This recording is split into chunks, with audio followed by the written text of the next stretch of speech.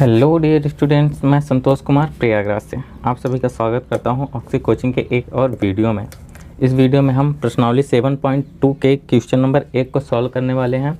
Part 1 का ये video है। अगर आपको इस प्रश्नावली के सभी पार्ट की वीडियो चाहिए तो डिस्क्रिप्शन को ज़रूर चेक कर लेना, आपको सभी वीडियो की लिंक मिल जाएगी। वीडियो शुरू करने से पहले सब्सक्राइब कीजिए ऑक्सी कोचिंग यूट्यूब चैनल को और बेल आइकन को ऑल पे कीजिए, जिससे फ्यूचर में कोई वीडियो आप मिस ना करो। अगर आपने पहले से ही सब्सक्राइब कर रखा है तो थैंक यू वेरी मच। तो बात करते हैं सबसे पहले क्वेश्चन को पढ़ के। तो क्वेश्चन है एक समबाहु त्रिभुज ए बी सी में, जिसमें A B equal to A सी, यानी कि एक समबाहु त्रिभुज है ए बी सी और ये दोनों भुजाएं बराबर, एंगल बी और एंगल सी के समद्विभाजक परस्पर बिंदु ओ पर मिलते हैं, प्रतिच्छेद करते हैं। ए और ओ को जोड़िए, दर्शाइए कि। तो इसमें हमें देखो कोई फिगर नहीं दिया है, यानी कि चित्र नहीं दिया है, तो उसने जो बताया है वो हम क्या करते हैं, इस कागज़ पे, दूसरे कागज़ पे चित्र के रूप में बना लेते हैं।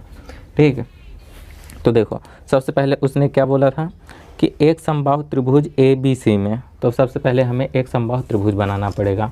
ओके, तो देखो समबाहु त्रिभुज की हम क्या करते हैं, कितनी सेंटीमीटर भुजा ले लें, ये 7 सेंटीमीटर की भुजा ले लेते हैं। ठीक है, 7 सेंटीमीटर इधर। समबाहु त्रिभुज है तो हम अपने हिसाब से कुछ भी ले सकते हैं, क्योंकि मान तो दिया नहीं है। 7 उधर है तो 7 ये भी।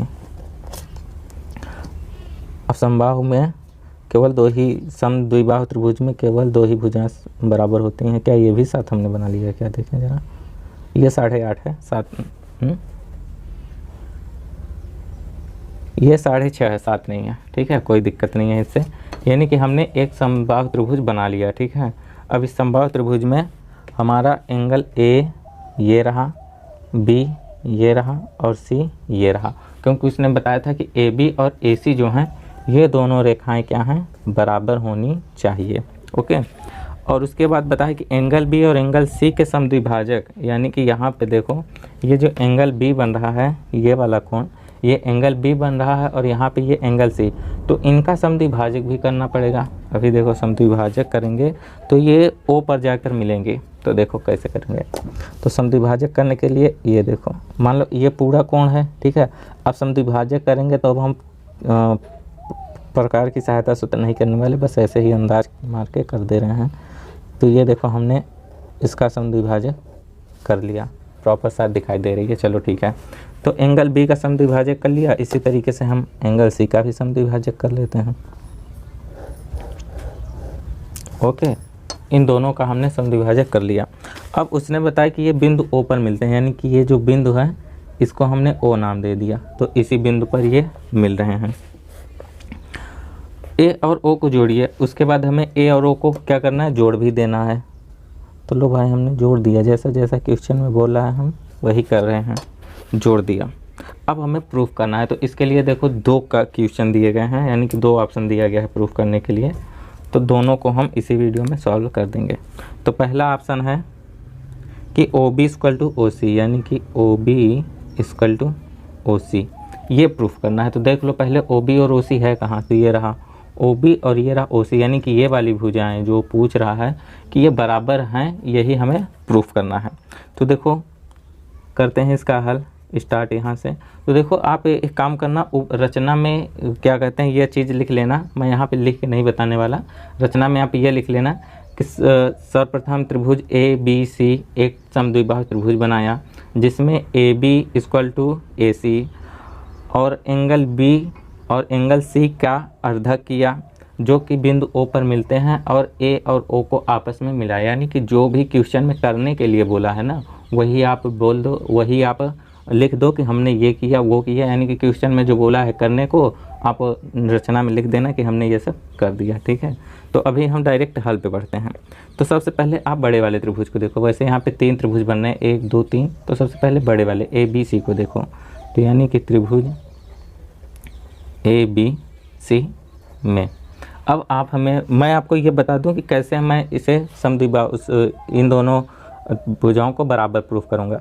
तो देखो ये क्या कहते हैं, भुजाएं बराबर हैं, यानी कि ए बी और ए सी। अब समद्विबाहु त्रिभुज का ये वाला एंगल भी बराबर हो गया, यानी कि ये एंगल बी और ये एंगल सी, ये दोनों भी आपस में बराबर होंगे, क्योंकि बराबर भुजाओं के समूह कोण बराबर होते हैं। ओके, अब जब हमने इसका अर्धक कर दिया, अब इसका अर्धक किया तो यानी ये वाला एंगल और ये वाला एंगल, ये दोनों इधर आपस में बराबर होंगे, और ये वाला एंगल और ये वाला एंगल, ये दोनों एंगल आपस में बराबर होंगे। हम ये भी कह सकते हैं कि ये एंगल और ये एंगल भी आपस में बराबर होगा। तो देखो इसको हम देखेंगे भी। तो अब यहाँ पे हमें लिखते हैं कि A B equal to A सी दिया है, A B equal to A सी, ये तो क्वेश्चन में दिया है A B equal to A सी, ठीक है। अभी जब ये चीज़ ए बी और ए सी दिया है तो एंगल ए बी सी यानी ये वाला angle equal to A C B, angle A C B, okay. यानी कि ये एंगल और ये एंगल आपस में बराबर होंगे। अब इसका कारण आप लिख दो कि बराबर भुजाओं के समूह कोण बराबर होते हैं, बराबर भुजाओं के समूह कोण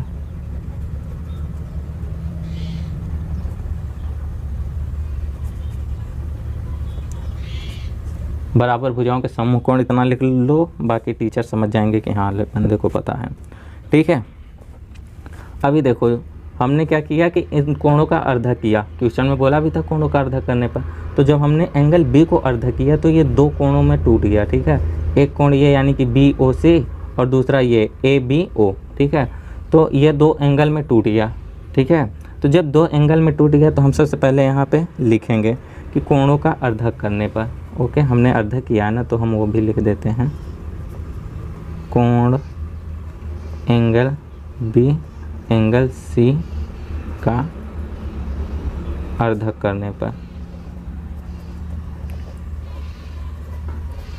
अर्धा करने पर। अब जब हमने इन दोनों कोणों को आधा किया है तो angle A B C, B को क्या लिखे थे, एंगल ए बी सी।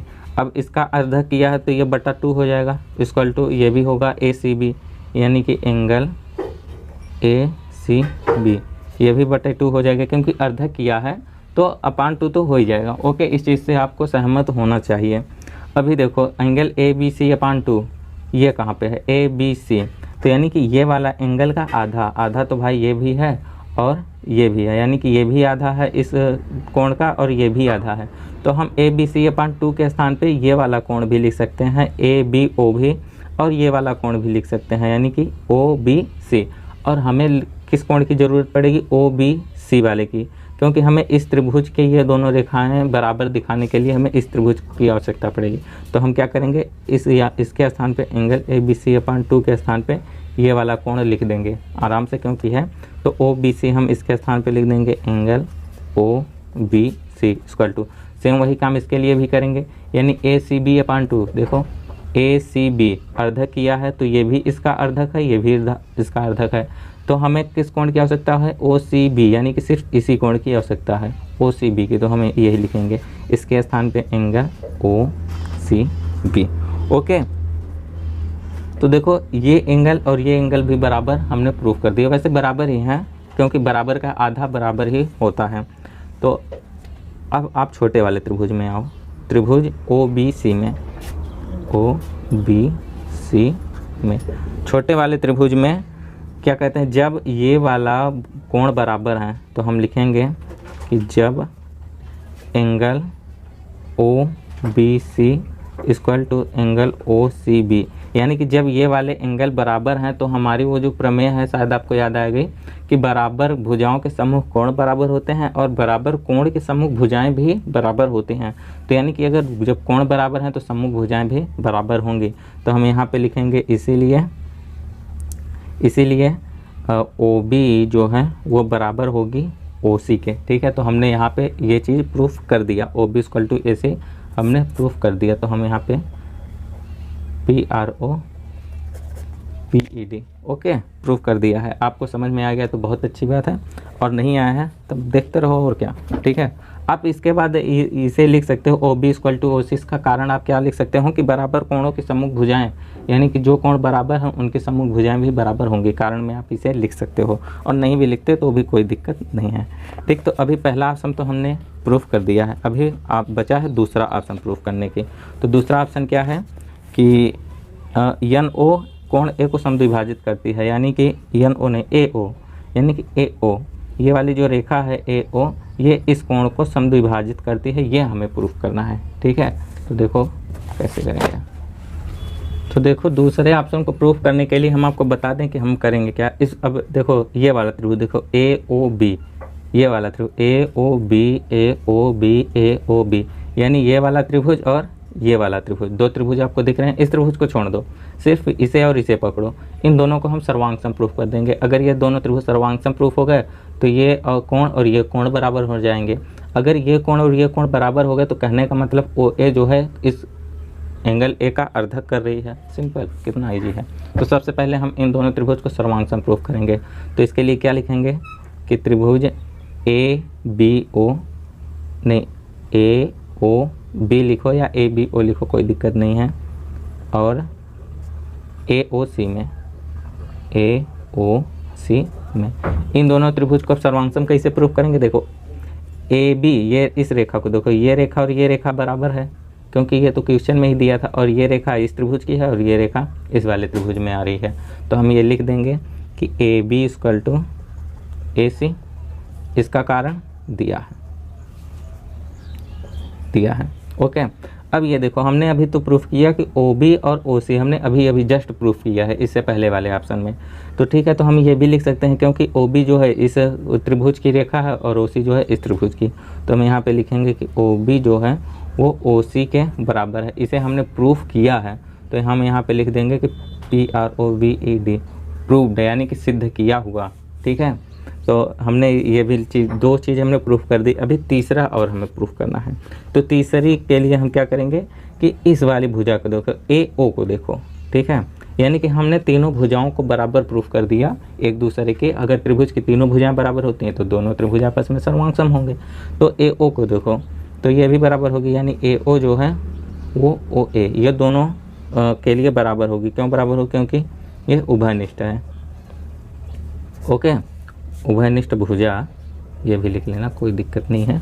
उभयनिष्ठ भुजा, तो इसलिए कौन से नियम से? ट्रिपल यस नियम से, यानी तीनों साइड बराबर हैं। तो इस नियम से ये दोनों त्रिभुज क्या होंगे? सर्वांगसम हो गए। त्रिभुज ए ओ बी सर्वांगसम त्रिभुज ए ओ सी। ओके, अभी देखो जब ये दोनों त्रिभुज सर्वांगसम होंगे तो ये एंगल और ये एंगल भी बराबर होगा। तो हम यहाँ पे लिखेंगे कि angle B A O, angle B A O equal to angle C A O, angle C A O. यहाँ पे देख लो, सी ए ओ ये वाला एंगल, बी ए ओ ये वाला एंगल। ठीक है, अरे ये थोड़ा नीचे हो जाएगा। ठीक है, सी ए ओ। तो यहाँ पे हमने इतना लिख दिया है, कर दिया। ये एंगल जब बराबर हो गए तो हम यहाँ पे लिख देंगे कि इसीलिए ये जो भुजा है, यानी कि भुजा ए ओ या फिर ओ ए,